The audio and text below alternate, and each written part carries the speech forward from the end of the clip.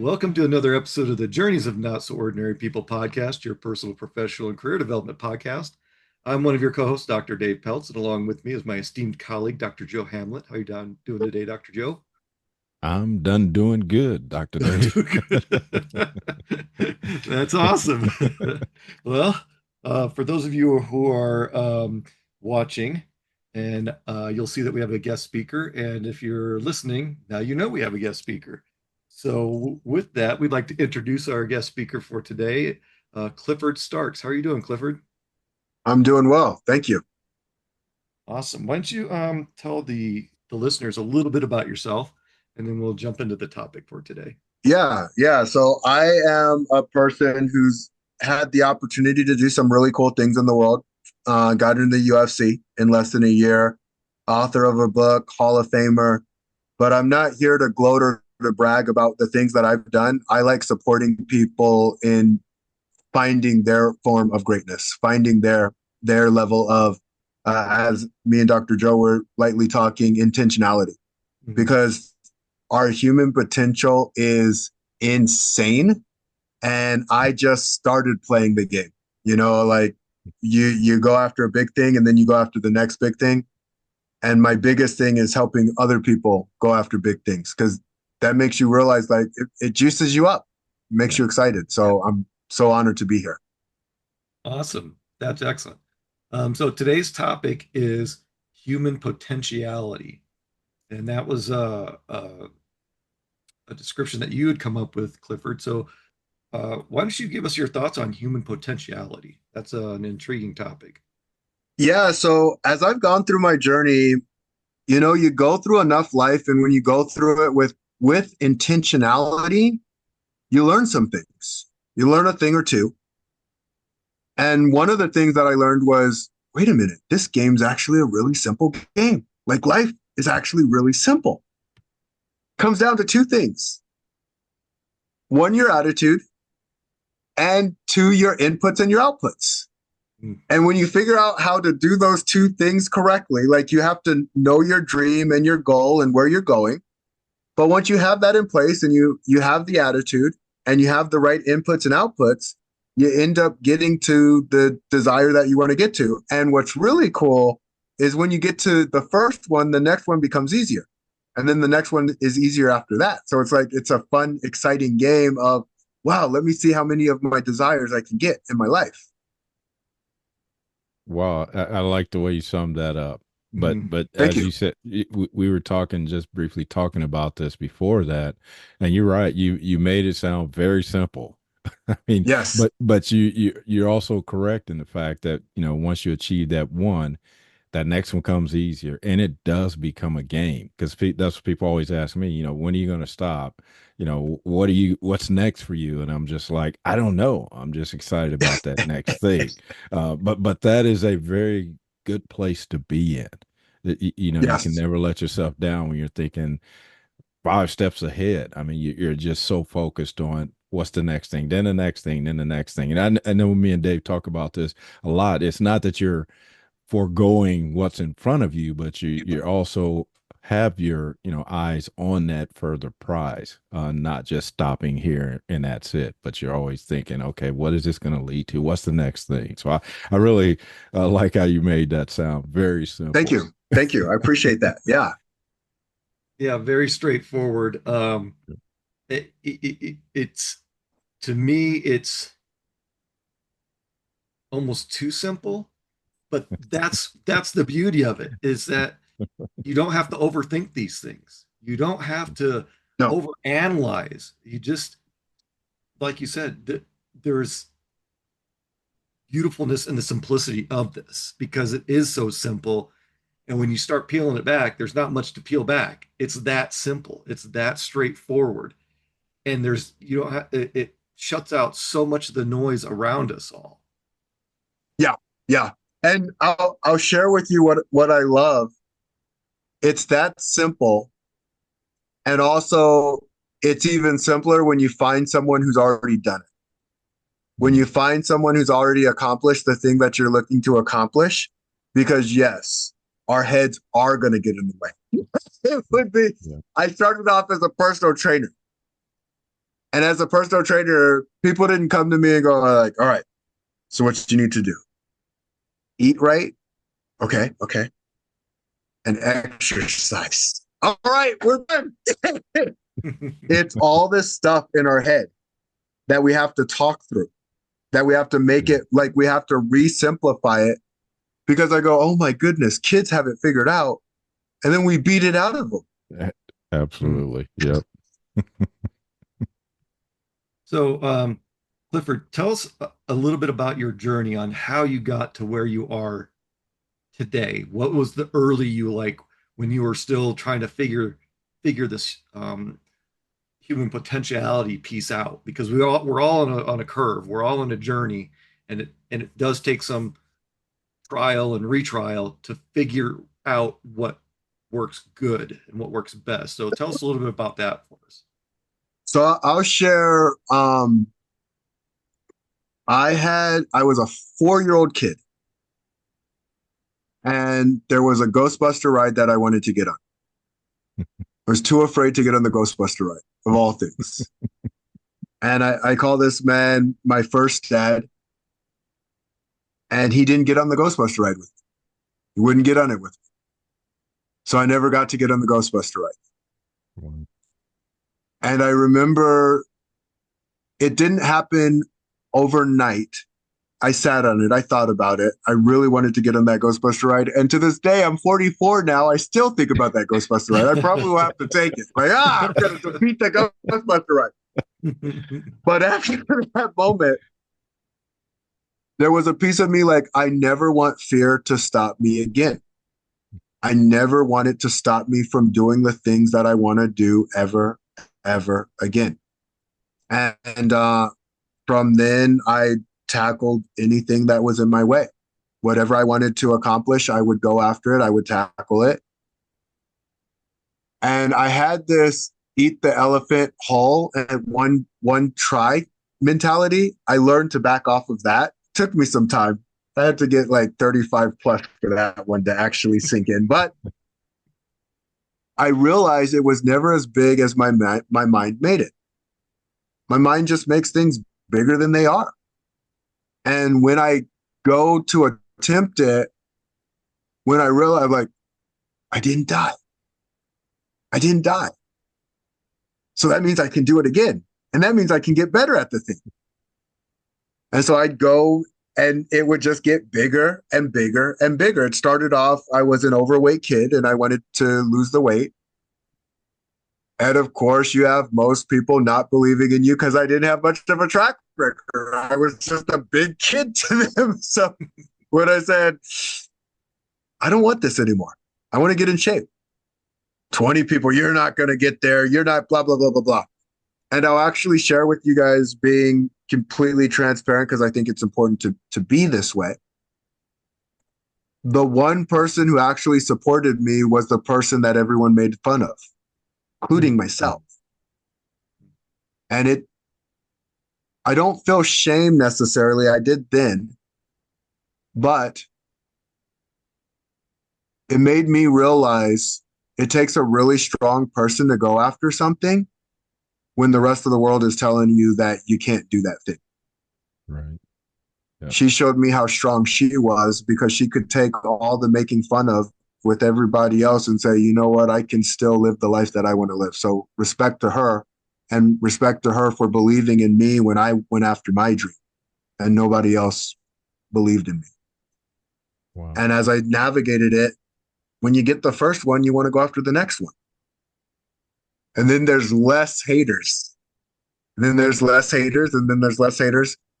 I believe you go back to more haters again. I don't know. I've been told I have a very likable personality, so that's really been serving me so far. But we'll see. We'll see. I'm just going to keep going after what I want to go after and keep living the life that I want to live and do the best that I can. And one thing that I talk about, leadership, is very important to me. And leaders are people who make everything better when they're around. Everything. And so I focus on whatever situation I go in, whatever room I come into, I want to make the room a better room because I was there. Wow. I'm just curious, um, and this may not be relevant, but I'm just curious about the individual that supported you, even though you didn't support them. Mhm. Did you ever go back and tell them how much that meant to you, or what they did for you? I did not, and it was because we lost touch with each other. And Okay. I love that you asked that question, because what I'm learning as a leader as well is take the time to appreciate the relationships that have supported Yep. you along the way. Yep. Sometimes you forget to, and sometimes you didn't even know how much they supported you until it's too late. Well, and I bring that up because I was just, I don't know why, but I had it in my head. I kind of share my journey about education. And when I was 40 years old, thinking about going back to school, I reached out to a school, and this advisor started having a conversation with me, and he could tell that I was just hesitant, reluctant to do this, and he gave me a list of things to do to go back and ask questions about, find out the deals, and make sure he wasn't just blowing smoke. So I Mm. did, and I came back the very next day, and I said, "You were right about all these things you told me." So I trusted him from that point forward. But what I did, which again, he impacted me so much because he believed in me. He followed me through the first couple of classes. He was, there for me anytime I called. He could see I was stressed out, and he helped me get through that first degree. So when I earned my bachelor's degree, I called him and thanked him. When I earned my MBA, I called him and thanked him. When I earned my doctorate degree 9 years later, after I had started, I called and I said, "You probably don't remember me, but I said, you helped me get here today." And I could hear in his voice it meant a lot to him. And I'll never forget that he was very instrumental in helping me get to where I was. So I wanted to make sure I went back at each level and thanked him for that. So, but that was in my head. I don't know why this past couple of days it came to me, and that's why I was curious if you did something similar to that person that helped you, because you're right, Yeah, we typically don't do that, and so I'm so glad I did that. I am. yeah, it's a beautiful thing to do, and leader has so many L's to it: learning, leverage, lifestyle, listening, Yeah. and leader is also the one who goes first in doing something. I think calling it straight, we are feeling tension as a society right now, Right. and we need leadership more than we've ever needed it. And I go, oh, whatever we see, we do. Human potentiality. What's so interesting, at least in my head, if I say, I'm just going to show you how great you can be, sometimes to help someone be great is to show them how great you are and letting them know that they're just as capable as you. Yeah. And Yeah. it goes both ways. Like, look, I got to keep pushing myself. I got to keep stretching. I got to keep becoming more. I got to keep showing up. And as an entrepreneur, like the biggest thing I've learned is not only value your relationships, but have systems around your relationships. And I say systems because we learn from so many people as we Mhm. go through this journey. When we actually take the time to go like, hey, did you thank such and such for this? Did you thank such and such for this? So I love that. Yeah. I really like where this discussion has gone on human potentiality, Clifford, because you've hit so many things that are so important, and it's wrapped up into a nice, neat package that's palatable. And I like what you Mm, said about, you know, showing people where that they have the potential, Yeah. but then also being at their level and allowing them to see where you came from so they understand better that it is possible, that they see you as someone that's done the same or similar things versus being born into, the wealthiest family in the world telling people how to, live a life. So, Mhm. it's that acknowledgement of them in their current situation and being able to relate to them about with that, and then still go back to and say, and I'm not the best, but I'm better and I got to where I want to be. And if I can do it, I know, I'm sure as hell I know you can do it. Yep, Well, absolutely. well, I like the way you started. Even when you did your introduction, you said you're not here to brag, you're not here to boast. I think that's again showing that empathetic approach, and also again humanizing yourself to say that I may have been just like you, or again like you said, I'm at the same level that you might be at today. I was at that level, but look where I am today. And I think Yep. that is very important. I think Dave touched on that as well, to help people see that they can be like you. And I think that's one of the things we talk about with our journeys. We talked about sharing our whole blueprint on how we got to where we are, Hmm. but you're probably not going to get to where we are using that identical blueprint. So I like the approach that you just touched on, a few minutes ago about systems, building systems around it. And I think that comes from, like you said, we have all these life experiences. Where does all these life experiences fit into my system?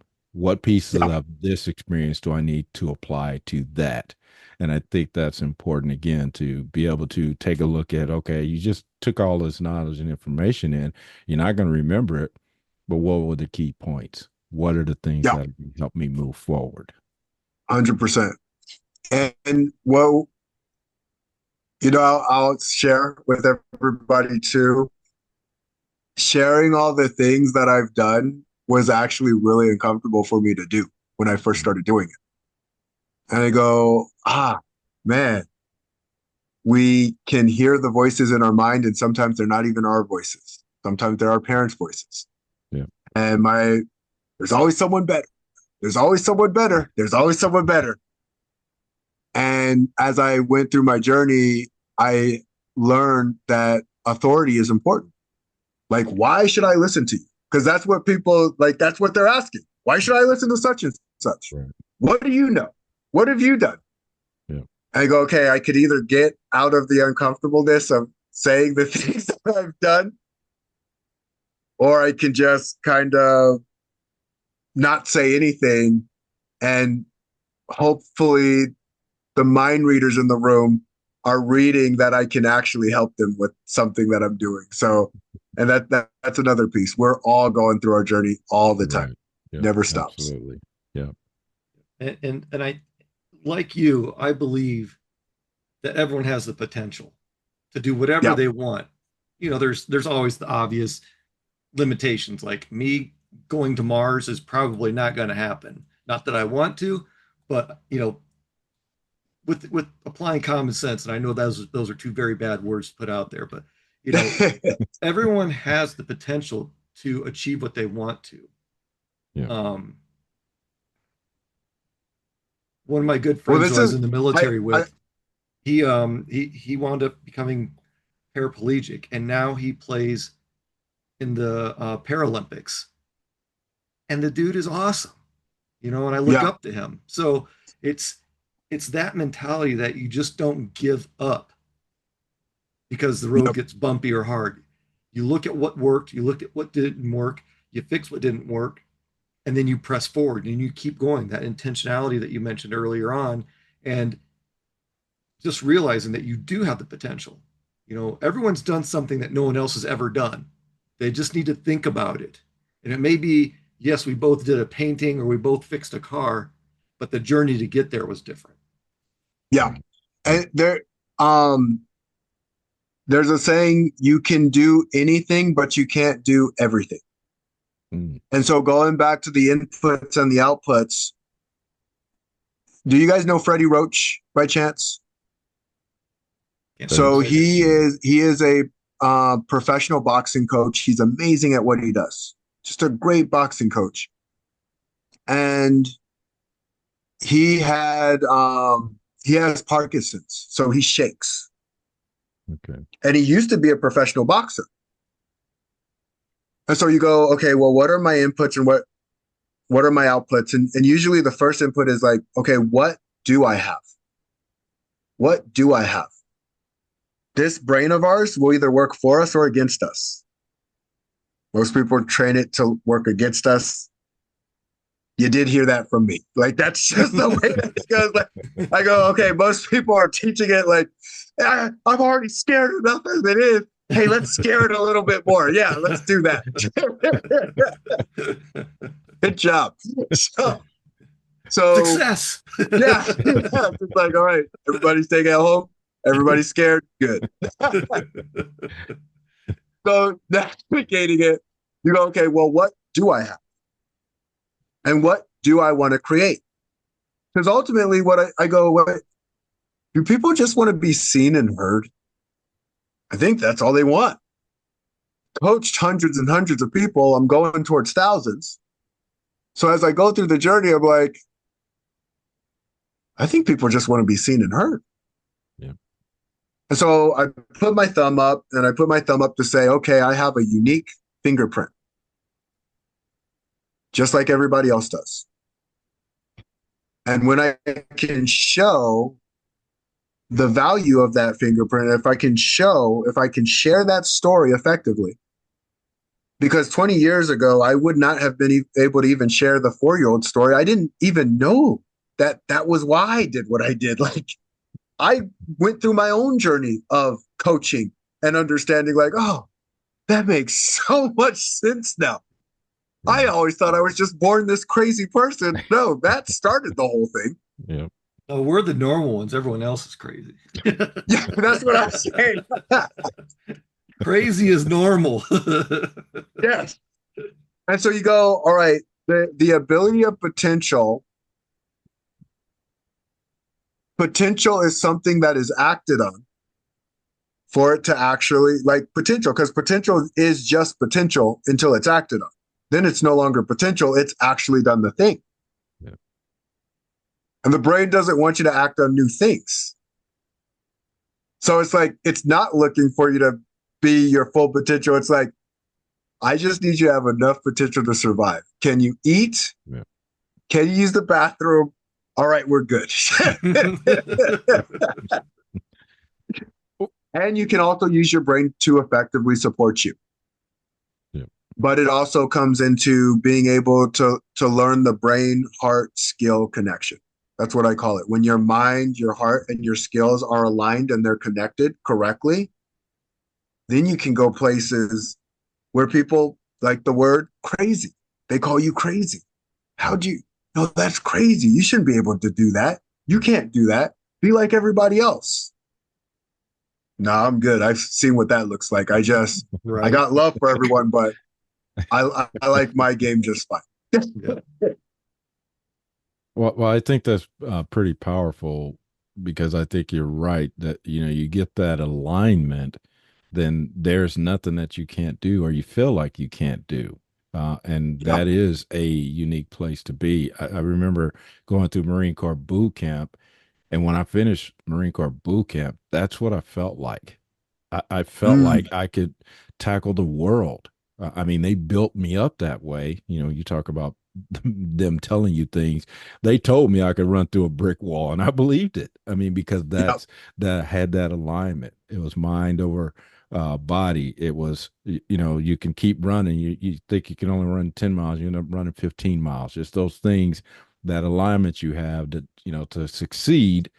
There is no stopping that. And so I felt that way. And now, again, when, like we talked earlier before we got on the podcast, that's kind of the alignment I have now with when people ask me, what are you going to do next? I'm like, I don't know yet. I mean, I'm just excited Yep. about what that might be, because Yeah. I'm thinking about the movie, The Last Dragon, back in the day when Yeah. he had the glow. So that's what I think about, when you get that alignment, that you can conquer anything. And that's what it Yeah. just reminds me of. I Do you guys know the difference in distance between a half marathon and a full marathon? I've heard it, but I don't remember the exact numbers. So a half marathon is about 13 miles, like Okay. 13.2, I believe. And a full marathon is 26. Okay. And I learned something. People who have done half marathons don't think they can do full marathons because they feel the pain of the half marathon and they go, oh my goodness, like if I do a full marathon, that means that's going to be twice the pain. Now, here's what's interesting. Our bodies do something called adjust. They adjust. And so a full marathon and a half marathon don't feel that much different. Because here's where it gets really nuts. It's all in our head. Because everything's all in our head. If we believe we have to do something, we'll do it and we'll be okay because, well, that's what I got to do. But if we're doing something we don't want to do,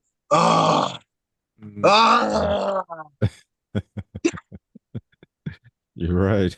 Yeah. And, you know, that reminds me of what you were talking about offline about being in the UFC. You know, it's like, I don't want to go into a ring with another person and have them beat the crap out of me. And you've done that more than once. And I think to myself, that has you have to have so much mental fortitude to voluntarily go into a ring and get your ass kicked and come out and say, hey, that was fun. I'm going to do it again. So I'll tell you, it's perfect for entrepreneurship because both guys going in, I can't speak for everybody else, but I go in believing I'm going to win. And I also prepare myself as if I'm going to win. Now, what's really interesting, I go, the only difference between champions and everybody else is champions know they're just like everybody else. I got 2 arms. I got 2 legs. If I show my best self, we get to see what happens. Now, the beauty of it is we're all stepping in a cage. The funny thing is, most people just don't know it. What I love so much about fighting, I've never gotten faster lessons. Just so fast.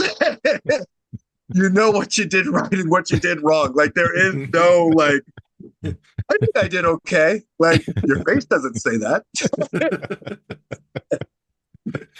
So inputs, outputs, I go, wow, you can't get better inputs and outputs than getting punched and kicked at. That's awesome. And so it made this entrepreneurial journey. And let me tell you, not an easy journey for anybody who goes to play it, but no journey is. So you might as well play the one that serves you. I am absolutely enjoying, and I know Joe is because he's laughing too, this conversation. It's been a long time since we've laughed this hard. Yeah. But we've got a couple minutes left. So, Clifford, what would you like to leave our viewers and listeners with? What are a couple of things that you want them to be able to take away and be able to use to help them out on their journey? The most powerful thing you have is your belief systems. If you believe you can do it, you can do it. There's something called a BHAG, big, hairy, audacious goal.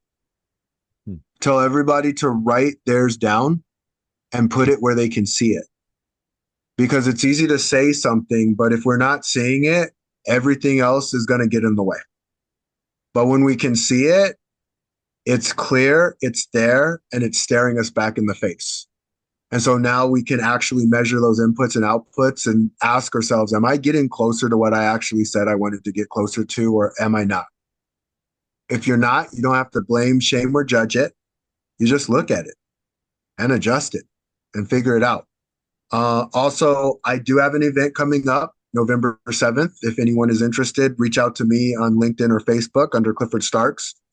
And this event is it's going to focus on focus. Because as I go through as I navigate this entrepreneurial journey, the one thing that keeps us from where we want to go and will get us where we want to go is a focus. We focus in, we end up being very intentional. Easier said than done, just like Yep. eating right and exercising. Wow. That's great. Joe, what are your final thoughts? Again, I do appreciate Clifford bringing his definition of how simple it can be, but again, understanding that it's all mostly in our head, along with people have told us things. You said it at the very beginning. As a kid, we tell the kid they start off with, oh, what is this? How do I do that? They start off with that Mhm. curiosity, and we change them, and so um, that's one of the things that I am, well aware of. And so if we can go back to that and get into that flow again, or to that golden flow, or the yellow, last dragon glow, I think we again will be much further and be able to get much further than we ever thought we could. So again, thanks for your insight. Like Yeah, Dave thank said, you. this has been a very eye-opening experience. We've never had a fighter on here, so appreciate you Nice. coming on and sharing, and your perspective. Again, you learn very fast in the ring. You have to, so I think you got kind of an advantage and a disadvantage at the same time. But Yeah. I like that analogy that you have to learn fast. So if we could not necessarily get the blows like that, but get that learning curve faster than a normal, then I think that would help us all out. So again, thanks for being on the podcast. Yeah, thank you. I appreciate you guys having me. Yeah, Clifford, thanks so much. Really appreciate you being on the podcast. Um, if you want to reach out to Clifford, please, his information will be in the description. So feel free to reach out to him and ask questions, you know, bounce some ideas off his head, figuratively, not literally. And with that, we'd like to thank our viewers and listeners for joining us on another episode of the Journeys of Not So Ordinary People podcast, your personal, professional, and career development podcast. And as always, we want you to continue being your not so ordinary